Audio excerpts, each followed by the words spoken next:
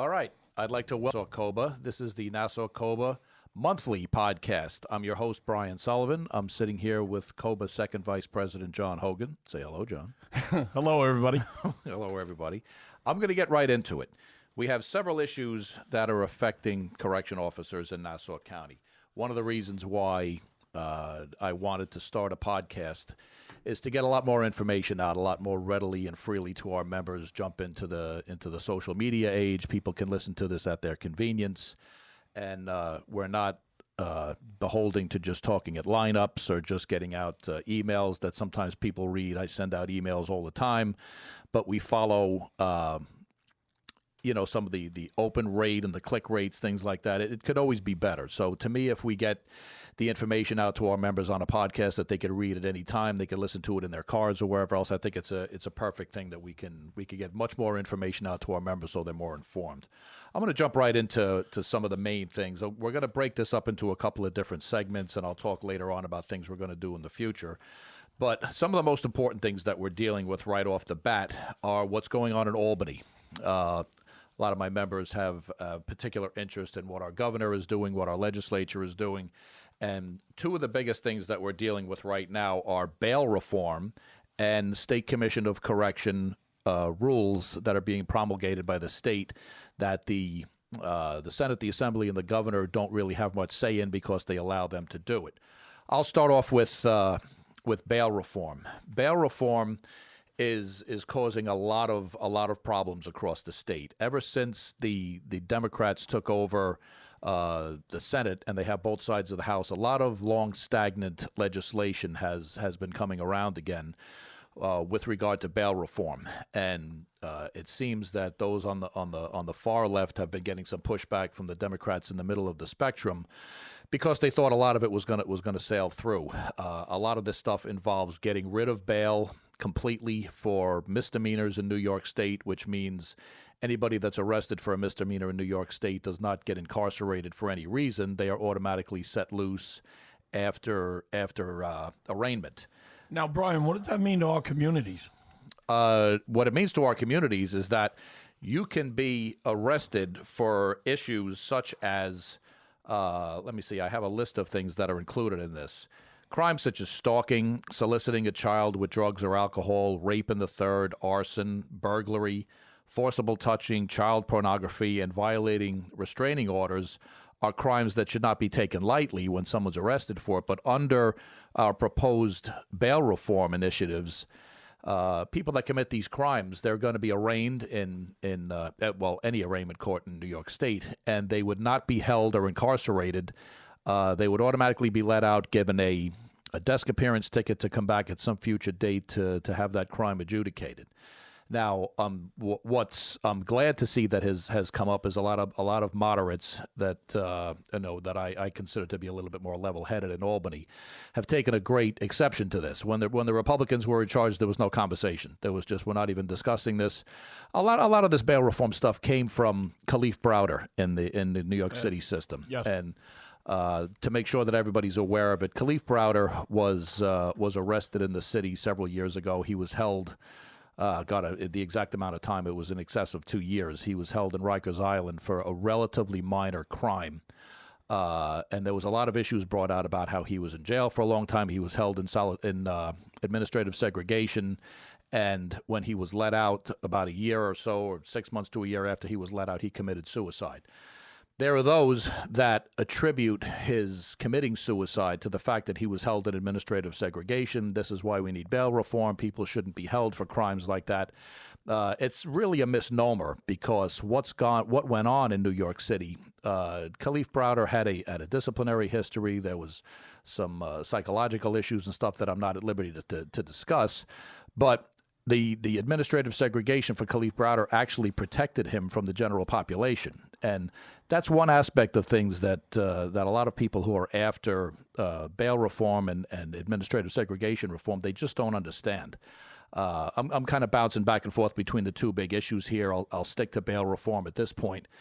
But Khalif Browder was used as the poster child why we have to change bail reform. So we end up going from one extreme to the other, where people were held on they can't pay a $200 bail, or they can't pay a $100 bail or a $500 bail, and they're left to rot in jail, so to speak, from their perspective until their court date comes. We don't see it that way, because when you speak from a correction perspective, you're not exactly rotting in jail. There's a lot of times that people come to jail purposely because they want to get off the street. They want to be protected. They're not getting along well in the street. They want to go to drug programs, things like that. And us in corrections, we understand that a first-time offender, somebody that's 16, 17, 18, 19 years old, if they get arrested for a relatively minor crime anywhere in New York State, you don't necessarily want to ruin the rest of that person's life for them and have this charge. They end up going to court down the road. Maybe the charge gets dropped. Maybe they get let go completely. You don't want something like that following somebody around for the rest of their life. And if you want to talk about bail reform in that respect, we can definitely see that, and we can work with that. We all have kids. When they're stupid, they're teenagers. They're full of testosterone. They get involved in stupid things. You don't want a 17, 18, 19, 20-year-old even a first-time offender at any age, having that mark on their life, when they're trying to go for jobs, when they're trying to go to schools, when they're trying to go ahead. They don't need these things following them around if it's a stupid situation that they get themselves involved in. What we are concerned about in corrections, and we formulated a coalition, and down the road I hope to have other members of the coalition involved in this podcast with us. Nassau, Suffolk, Westchester supervisors, Suffolk and myself, we represent the supervisors also. New York City is involved in this coalition with us, and we just got New York State Corrections wanted to get involved with us because they saw a lot of good work that we're doing. We take exception to a lot of this bail reform when it comes to habitual criminals that we've known for a long time, and we know are gaming the system. We know that they have no regard for law and order.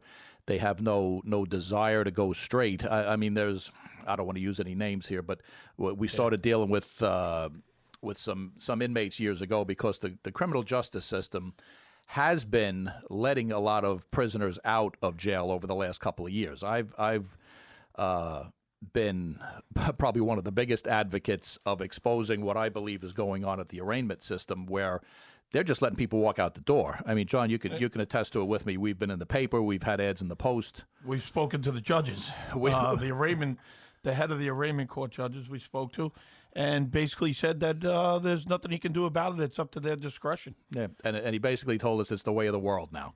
So get used to it. It's the way of the world. We're not putting anybody in jail anymore, aside from the heavy-duty guys. But people with misdemeanors, people with some of these crazy crimes, we're just going to let them out. We don't like this. Now, our kids are older. They're not the playground kids, but a lot of our members have children. Now, these guys get let out. Where are they going? They're going right back to the playgrounds, right back near the schools, doing the same things that they got arrested for the week before. Right back to the same drug dealer, right back to the same guy that he robbed before. And that's that we think we've gotten a little bit of a foothold, especially since the coalition started formulating it. We really started having a lot of people take notice of us because this coalition encompasses 40,000 correction officers in New York State, and that's just New York City, Nassau, Suffolk, Westchester, and the state. As I said, we didn't get involved too far upstate because sometimes people's issues they're different, and we don't want to water down the main issues that we're going after. But when you start peeling back the onion here, and you're looking at what exactly we're talking about with bail reform. Bail reform in its purest form, that what they're talking about with letting everybody out with misdemeanors, letting everybody walk out the door, you're talking about, especially with the opioid crisis on Long Island, there's a lot of people with a lot of issues out there, a lot of drugs going on, there's a lot of alcohol-related issues, a lot of heroin-related issues. If someone's getting arrested because they're committing a crime while under the influence of heroin, or you name it. I mean, all of the stuff that's gone on here, not to mention the gang issues we have with MS-13, the Bloods, the Crips. It's all over Long Island. People are turning a blind eye to a lot of this stuff. But if you get arrested and you're coming into jail as somebody who's under the influence of heroin, and and maybe you pulled a knife on somebody, you pulled a gun on somebody, you did a robbery, and you're burglarizing people's houses. Right. And you walk into a revolving door of justice at the arraignment court, and you're kicked out the next day with a desk appearance ticket, and you have a heroin problem. What's the first thing you're going to do? You're going to check right into a drug rehab program? You got to score. That's what you got to do. You got to score. When you get out, you're going to score. You're looking for money. You're looking for the next person you're going to rob. That, in our mind, and it's not just a conservative view of this. If somebody who legitimately has a drug problem or anything along that spectrum is not getting kicked out the day after being arrested, and they're going, holy crap, I got to get my life together. I got to go check into a program. I'm going to go on the straight and narrow. At least when they're held for bail, we put them in a drug counseling program. They're in DART. They're getting the help they need. They're getting alcohol help if that's part of the problem. These guys are being supervised, and they're getting the help that they deserve. If you can help them as much as possible, that's what we're doing. Okay. And like one of the things we talked about is with the habitual offenders. One thing that I want to talk about is we have pretrial incarceration as opposed to pretrial just release and monitoring. Pretrial incarceration has historically provided drug programs and proven to save the lives of offenders instead of releasing them with no direction. Just releasing people out of arraignment court is going to result in sure recidivism, continued drug abuse, increased victimization, and probable increases in the deaths of offenders who are not getting the help that they need. Now, if you let somebody out and you say that they're going to be under a probationary program or they're going to be under some sort of a monitoring program, ankle bracelets, ankle monitors, things like that, that's not something that comes cheap either. And those are the conversations we've had with our legislators in Albany. And we really don't think, and I'll speak for myself on this, that without speaking for anybody else in our group, that most of these things I believe are geared towards saving money. They want to save on the cost of incarceration. They want to save on save on the amount of correction officers, save on prisons. They want to close down prisons. Governor Cuomo, is part of his budget, he wanted to close down 3 prisons in New York State. When you start talking about dollars and cents versus public safety, it's a very dangerous line that you're walking down, because this bail issue that they're talking about in New York State right now, John knows it very well, has no public safety aspect in it. And Zero. Yep. And the people that are advocating for this, they don't want to have a public safety aspect of this. You have somebody that's dealing drugs, that committed arson, that committed forcible touching against a child, forcible touching, sex crimes. You're saying it's okay to let them out. How does any of that bode when it comes to public safety in New York State? If you don't have the judges, you don't have the judges having control over who they're going to let out. There has to be some sort of a public safety aspect over who gets out, who doesn't get out. You got to put it on the judges. You got to put the judge's name on it. We can't just have these systems, these algorithms, all of this stuff that we're just going to let somebody out and everything is going to be fine and we're all going to live in utopia. Somebody's name has got to be on the name of the person that gets let out, because if he gets out, he commits a crime. He commits a worse crime the next day because he's worse on drugs. He's not in a drug program. He's not in jail in a drug program forced by a judge. This stuff is all just bad news for public safety. There has to be accountability on the part of the system. There has to be somebody's name on letting this guy out. And to me, it comes down to the judges. If you're not going to hold the judges responsible for who they're letting out, and you're just going to go by these algorithms or whatever it is, why have judges? Get rid of the judges. That you could save how many hundreds of $1 million in judges' salaries. The kid they let go that ended up killing the nurse, and they found him in California. In California. That's 100% right. Nothing came up on him here. And he probably gave a fake name or something like that, but he ended up getting out, and he goes to California and kills somebody else. Well, he killed the nurse in Queens. In Queens, right. A guy was in jail, in the Nassau County Jail, for strangling his girlfriend, beating the hell out of his girlfriend in a car in Inwood. He's let out of jail on his bail was reduced to nothing. I believe he was released on his own recognizance. Yes. He ended up going into Queens, met this nurse wherever he met her, and killed her. He had some sort of an encounter with her, whatever you want to say. He ended up killing her, and he took off to California. This is a guy that was ROR'd for strangling his girlfriend in a car. He didn't kill her, but he strangled his girlfriend, beat the shit out of her, goes into Queens, kills a nurse, disappears out to California, and he's got a woman tied up and that he had kidnapped in a motel. And somebody found them out there. They tipped off. Cops ran in and got him. And the judge that was here, I'm not going to start naming judges' names here now until next victim. Who probably is next victim. You know, once I start getting more pissed off down the road, for anybody who's listening, I'll give you a pass on the first one. I'm not going to name the judges, but I'm going to be naming them down the road. This judge let the guy. I haven't really been holding back for the last 3 years. I haven't been holding back for the last few years, but I'll be nice on my first podcast. Okay, we're going to have to take a break. This is Nassau COBA Monthly with Brian Sullivan. We'll be back after this.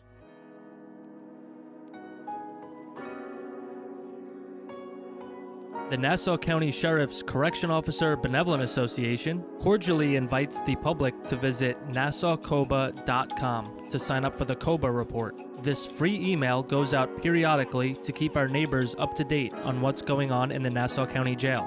The COBA report also reports on our charity events, community outreach, and issues we face working in Nassau's toughest job in law enforcement.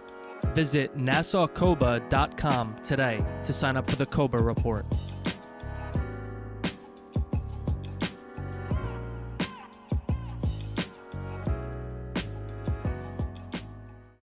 Okay, we're back. Welcome back to Nassau COBA Monthly. I'm your host, Brian Sullivan. I'm sitting here with John Hogan, second vice president of the union, and we're going to move on.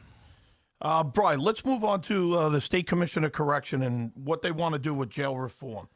How does this affect Nassau County Corrections?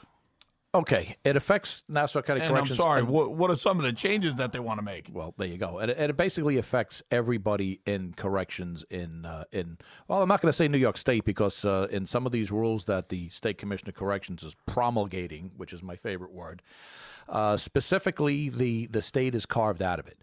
What the State Commission of Corrections is going to do, and the State Commission of Corrections is the regulatory body that oversees all penitentiaries, lockups, jails everywhere in New York State.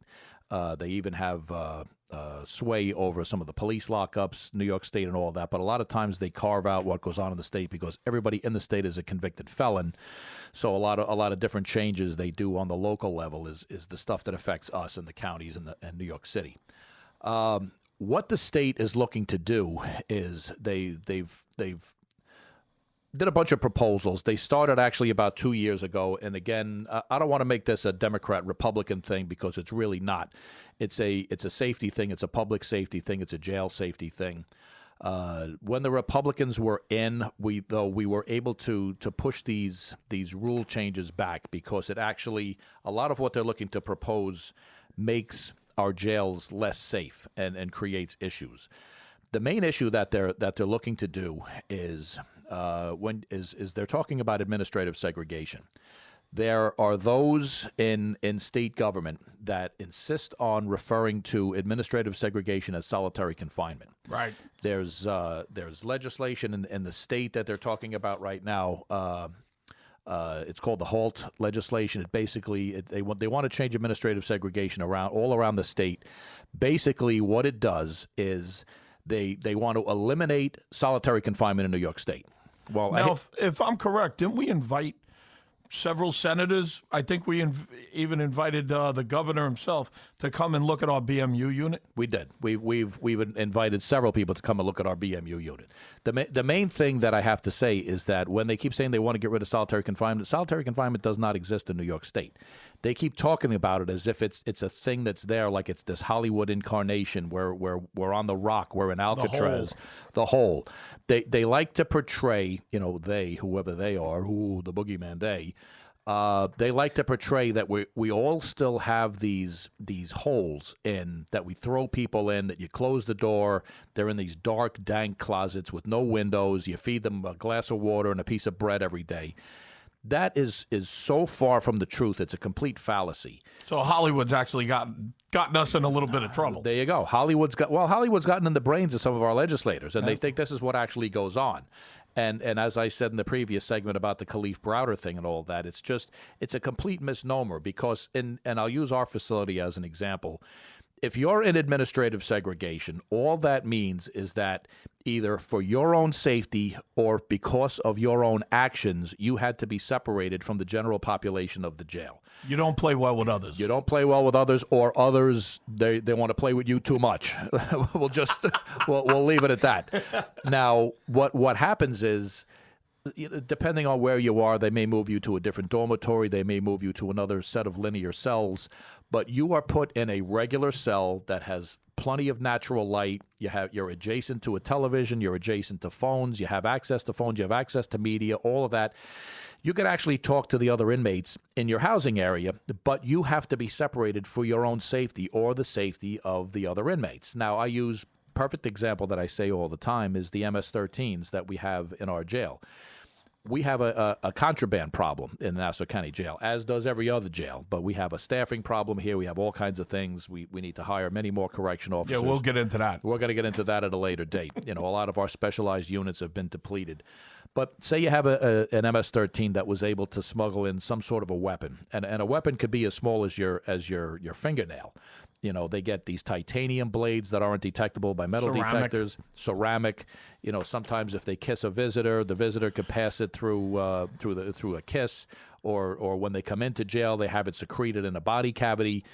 So all you need is something that's sharp, the size of your fingernail, and you could cut somebody's throat with that.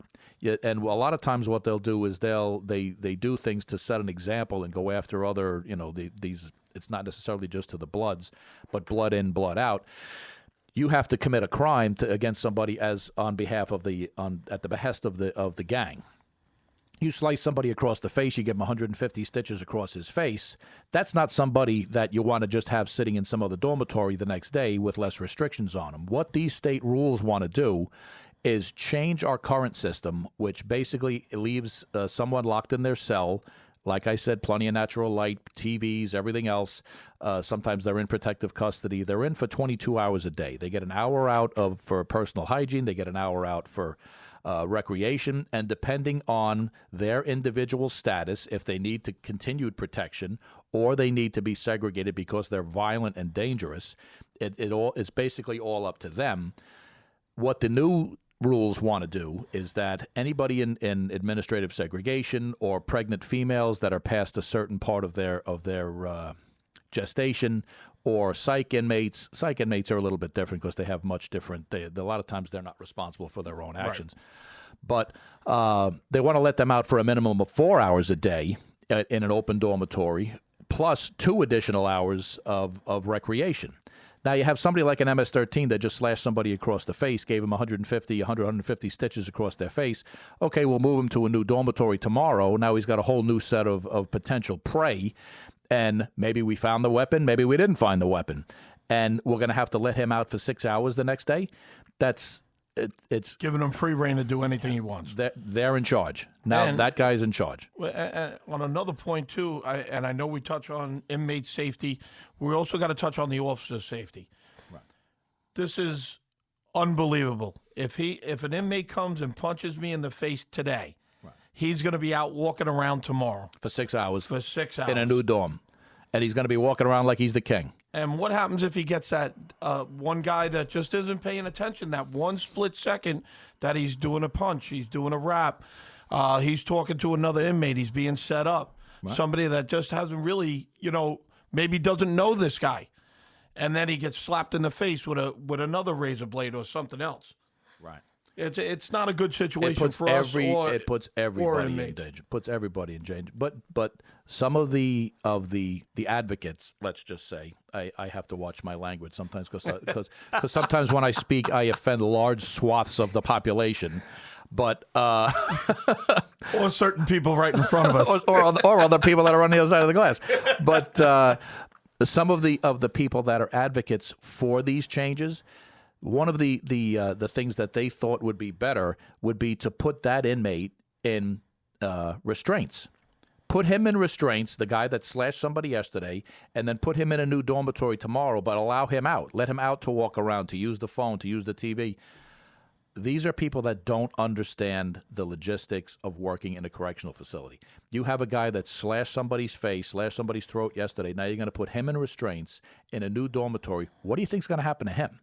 we're sworn. It's our sworn duty to protect him also, which is a job in and of itself. Now you want to put a guy that had a weapon, slashed a gangbanger yesterday, or slashed an innocent bystander, or punched an officer or whatever, put him in restraints in a new area with a whole bunch of new people that his life is in danger because now he can't protect himself. And it's really a whiplash effect. In turn, puts us in danger. And in turn puts us in danger because you'll have 10 guys jumping on him, looking to beat the shit out of him. And now our guys got to go in and separate them because that's our job. We got to make sure they don't kill each other. So, like I said, when the Republicans in the Senate were there, we were able to stop a lot of this. But since the Democrats took over, a lot of the mindset has swayed over to the left side of the table. And I say it all the time. Nobody's immune to reform. You could, if you're reforming because something's wrong, I have no problem with it. And I'm not speaking for any other organizations. But this whole this complete fabrication of solitary confinement, bread and water, you're in a hole, you're in your underwear. There's no daylight. This isn't Shawshank Redemption. It's modern day corrections. And it's not Attica from 40 years ago. It's not Eastern State Penitentiary. There are a lot of our facilities have monitoring systems. That there's DA hotlines and everything else. It's the coalition that was my next question. What is the coalition? What are we doing about this? All of us together. Well, the state, Westchester, Suffolk. Again, a lot of this, the coalition lobbyists. Fortunately for the state, it doesn't really affect them, and it's one thing that it's funny because a lot of these changes they specifically exclude the state from it, so it really only pertains to county correctional facilities and the city. We've been in the ear of all of our legislators about this. We got on the ear of the Long Island delegation. We've had conversations with the governor's staff, a lot of different senators in the assembly upstate. Unfortunately, when it comes to, we've had some success with bail reform. We think there may be some compromises with bail reform. We think there's a couple of other things up in New York State that address, correction officers and peace officers, things like that we think we'll be able to be okay on. This issue is something that we haven't been able to get a handle on. And it just seems like because it's coming through the State Commission of Correction and the legislators, the Senate and the Assembly, they're hands off on this. They're just kind of allowing it to happen. So we put together we formulated a whole letter that we sent to the governor's staff and to our local politicians, basically reiterating, because we did it 2 years ago and it actually all went away, but now it's all back on the table again. We sent out all of our concerns to all of our local respective state representatives and the governor's office, and we're hoping that they're at least going to give us a seat at the table to discuss what goes on here. Now, for everybody who doesn't know, who is the Long Island delegation? Who makes that up? For who are our senators and congressmen? Who are a couple of people that we can? Well, that we get in touch with. That we get in touch with. The dean of the Long Island delegation is Todd Kaminsky in Rockville Center. There's Senator Brooks. There's several new senators that took over all on Long Island. It's a completely different makeup than it was just 2 years ago. The Republicans ruled right, now on Long Kaminsky's Island. the senior. Now Kaminsky was the junior guy. He walked in. Now he's the senior guy, and I've actually been pretty impressed with the way he's handled himself. And, I think he's taken on some of these issues. I think we got a really nice relationship with. We got a very good relationship with him, and he sees through a lot of the nonsense. And there's issues that he has to deal with within his own party, within politics, and things like that. That's off. But that's I think that we have a pretty good grip on things about where Kaminsky is and some of our local politics, because they're all on Long Island. They're all right. They're not inner city guys. They're dealing with the suburbs. And hopefully we're going to be able to get some action on this. And we see them here. We see them on Long Island in their office. We can see them up in Albany. We're with them pretty much all the time, right? Which always helps out. Okay, so what I'm going to do is we're going to take a break, and we'll be back in a little bit. This is Brian Sullivan, Nassau COBA Monthly.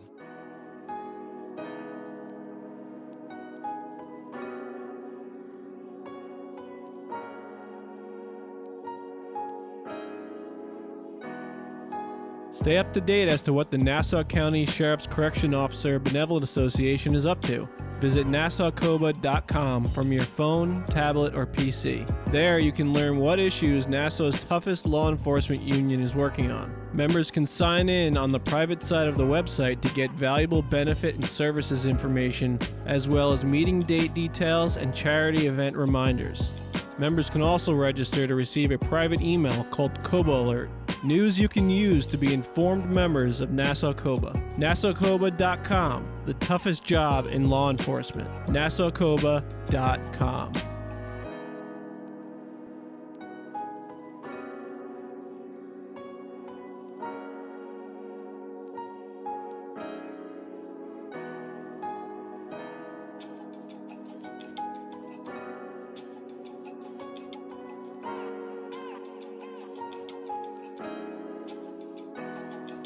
The Nassau COBA Widows and Children's Fund was established in 2006 to benefit the families of deceased Nassau County Corrections officers who died while in active service in the department.